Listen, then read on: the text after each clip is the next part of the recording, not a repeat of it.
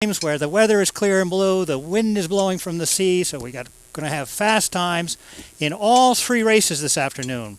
The first race, which is only minutes away from beginning, is the freshman/third varsity race for the City of New London Cup, and it starts at 2:45. So we got about 10 minutes to go before that 2-mile race from the Mamaco Hill here on the Thames right down to Bartlett's Cove. At 3:30 in the afternoon, the second varsity race for the F. Valentine Chapel Cup will be raced, and that, instead of being 2 miles, will be 3 miles, again starting closer to the 95 bridge and racing up to Bartlett's Cove. And finally, the varsity race for the Harvard-Yale Trophy, the Sexton Cup, will be raced at 4:30 this afternoon, and it's a 4-mile course upstream from the Gold Star Bridge all the way to Bartlett's Cove. And with me, as he has been for many years, and a good friend and a great commentator, is Andy Card, the lightweight coach at Yale, who's seen many, many races, and I look so forward to sharing this race again with you, Andy. Well, thanks, Charlie. Former freshman coach is fine. Very proud of my years as a freshman mentor. And speaking of the freshmen, this regatta is going to be very different from many of the past regattas dating back to the 1850s. The freshmen are all over the place today. They're in the varsities, they're in the JVs, and they're in the freshman boat, maybe. Right. There's been a lot of Harvard change since the IRA, which was only last Sunday. Exactly. I mean, less than a week ago. And now the Harvard boats are different, and you've been scrambling trying to get the accurate lineups from the coach, have you not? Well, I have, and you know what it's come down to, Andy, is it's no longer freshman, junior varsity, and varsity. It really is the first boat's the fastest, the second boat is the second fastest, and the third boat is the third fastest. And that's what we'll see today. We'll see boats that are a combination of freshmen, sophomores, juniors, and seniors, populating all three of the boats from each side of the course. That's right. As soon as freshmen became eligible for varsity competition last year, Coach Gladstone immediately went to just a 1, 2, 3, 4 hierarchy. If you were fast, you were in the first boat, and right. Next fast, and so forth. And I guess Harvard has been trying to keep freshman rowing preserved, I suppose, by filling their freshman 8 with all freshmen, obviously, but also having a few of the more talented freshmen row in the varsity. Has that been the case? Well, I'll tell you, Harry Parker, who passed last year and is a great loss to the school, was very much a proponent of freshman-only racing. He felt very strongly that incoming rowers should have the opportunity to row against their peers and not be involved in races where the boats would be populated by seniors. A lot has changed. And it changed in the last years of his watch, and I'm sure that it's going to continue to change. And especially when you start to look at the composition of these boats. I mean, we're going to see on many of these boats, and I'm sure it's true of Yale, many internationals who've rowed a long time before they got to the freshman cruise. That's right. I mean, in this race called the two crews are competing for the New London Cup. This was the freshman race where it used to be 9, Harvard freshmen versus 9 Yale freshmen, and now the Yale lineup is mostly a 3V boat. They have one freshman in there at the 7th seat, John Risbergs, but everybody else is a sophomore or higher. The Harvard lineup, I think, is the same, with very few freshmen in the freshman race. Well, the freshman boat from Harvard, I don't even know if we could call it the freshman boat. It's the freshman boat comprises 6 freshmen, 1 senior, 2 sophomores, and only one of them is from the United States.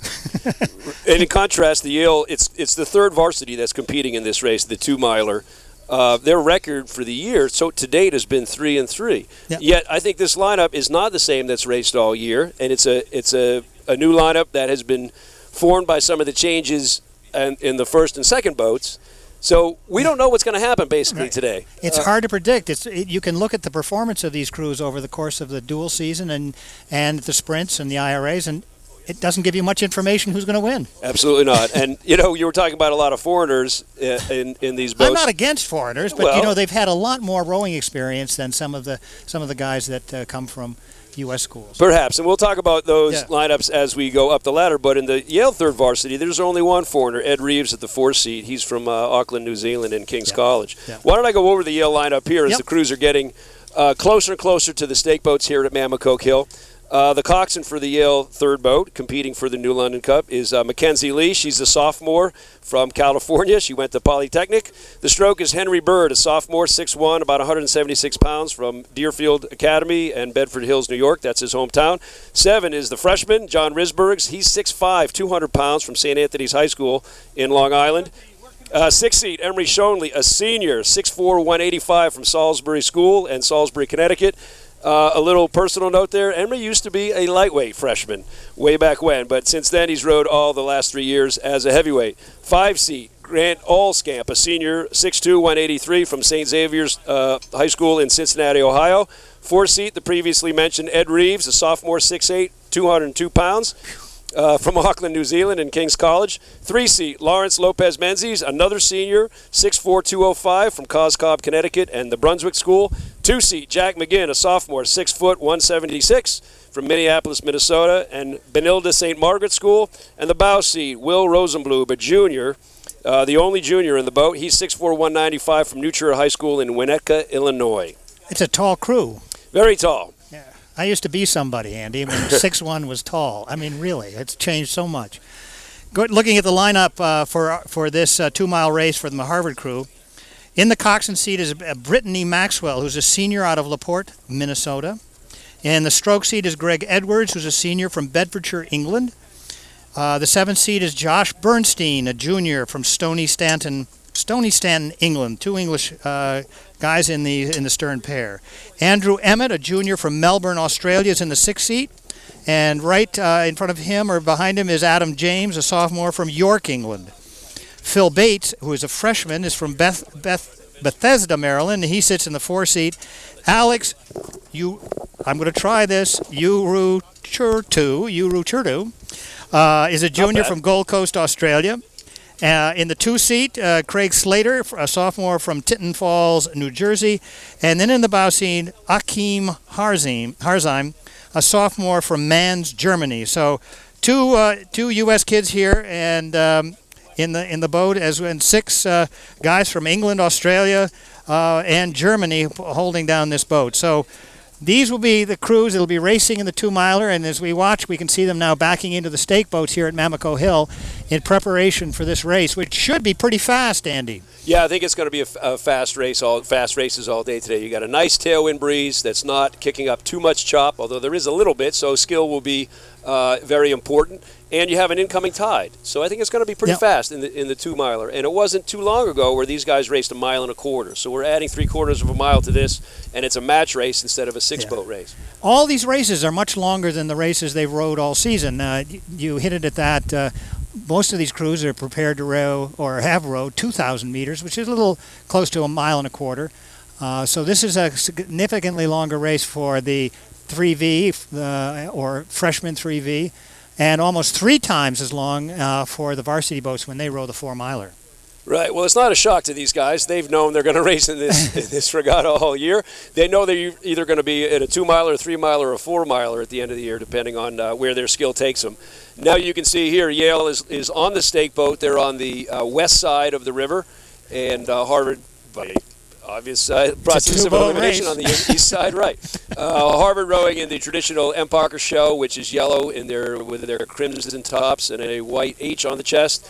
And Yale, because it is so warm, very few kids are wearing a T-shirt underneath their singlet. Yale wearing the traditional blue with a Y on the chest. So this is about as elemental a battle as you can get. Right. We are lining up the crews now. The referee today is Chris Groot. Yes, Chris Groot raising the flag soon, because I think all these boats are ready at this point. The crews are in the catch position. Yeah. He's raised his red flag, and they're off. We have a start. A little bit of moved around water there from 6th seat and the Yale crew. Harvard off to a good start, fairly clean.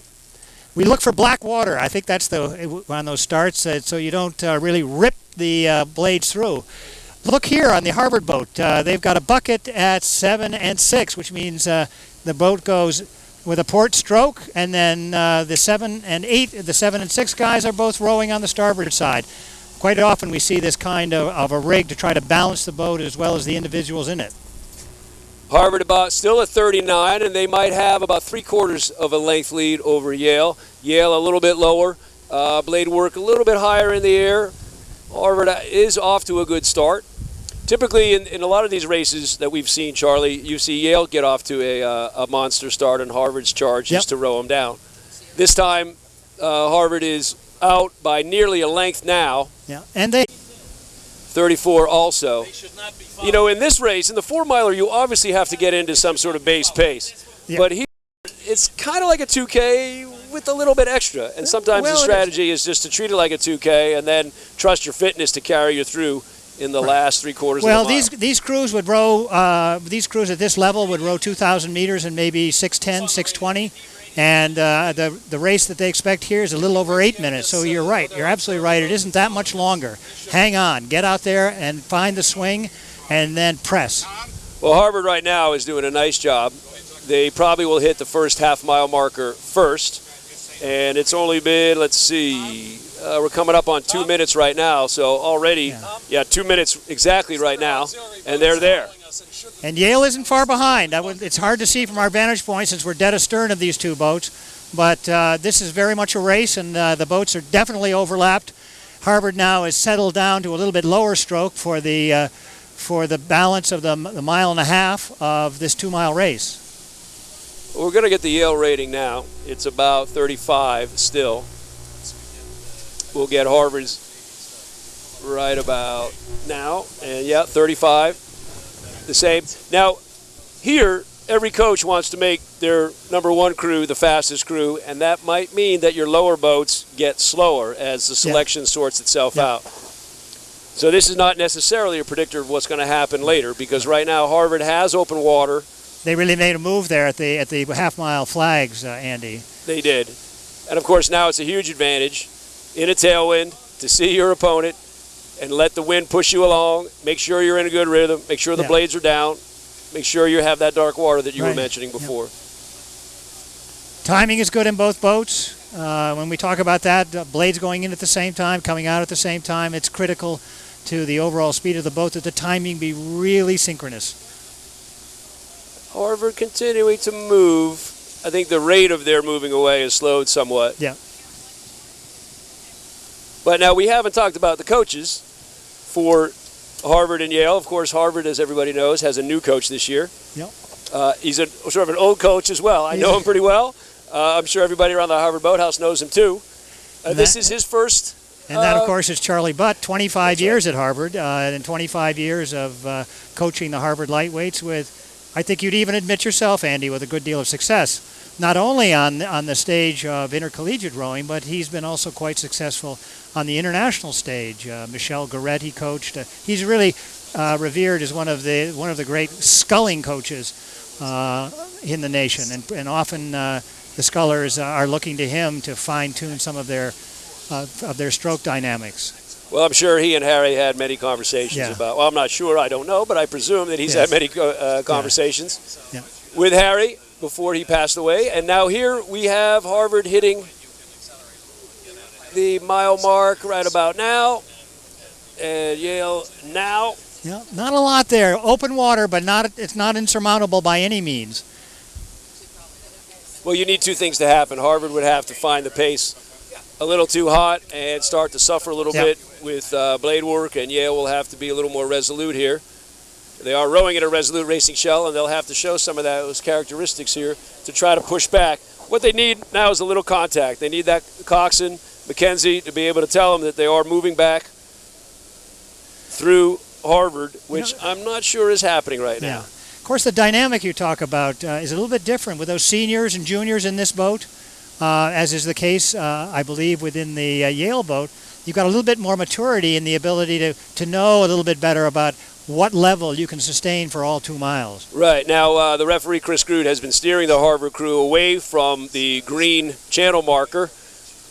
Certainly, if they were to hit that, that would change the flavor of the race. I want to tell you, Andy, that has happened. And there's a great coxswain here with us this year, a guy named Paul Hoffman, one of the international great coxswains of Harvard, who actually hit this buoy. Yes. Tore a boat apart.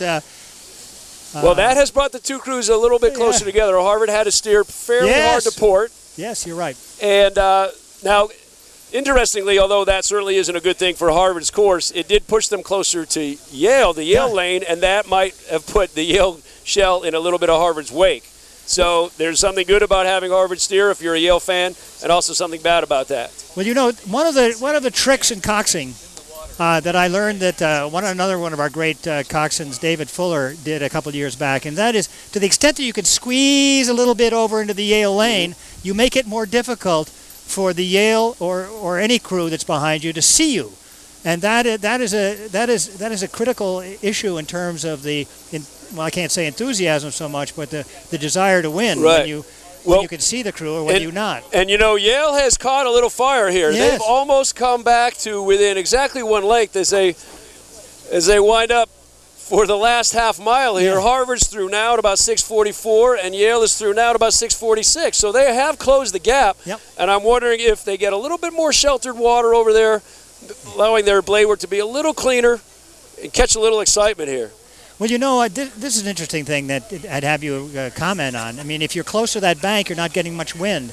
And though it's pretty calm for both boats, would you rather be out in the breeze a bit or in smooth water? You know, that's up to coaches that have trained here. You'd have to know that when this tide is this way. Do you want to be a little more in the river to catch the incoming flood, or do you want to be against the hill? Yeah. And it looks like Yale is making it interesting, but they haven't made, aside from their initial closing of the gap to a little bit of contact, they haven't pressed forward as much as the Yale fans would like to see. Yeah. Water is definitely better here, though. It's a lot flatter than it was earlier. Well, we actually, you know, in the stretch of the course that we're in now, the last half mile, and we can see the finish line, you know, some 60 or 70 strokes out. This is where the current is probably the lightest because it turns a corner and flows on the eastern side of the river, Right. which gives us that flat water that both crews are racing in now. Harvard's still at 35, so they're not feeling too much pressure yet. Yale at 36, and they've made a nice counter move here. Yeah. Once they got away from maybe that steering around the can, destabilized them somewhat. Now they've got back, and now the referee is steering them over to starboard. Well, it makes it much more difficult to row in somebody's puddles, and that's why Chris Groot is trying to ensure that both boats have clear water to row in so that there isn't any issue of having to row in the lead boat's wake. Yale has done a nice job to hang on to Harvard, but they gave up a length, and Harvard's been able to hold it for the majority of the race. Not a lot of change from the half mile gone all the way to this last 20 or 30 strokes. The referee steering Harvard once more over to starboard, away from the Yale lane. Referee looking around for confirmation to the assembled crowds behind him. But we're approaching the finish. Yale's sprinting, Right. and then moving. It looks. They're trying to close the gap. Actually, Harvard, stepping on the gas somewhat, has pushed out to a little bit open water lead now, and we're going to watch for the finish line. This is going to be a very fast race. It's 9:07, 9:08 right now. And the yellow finish flag is up.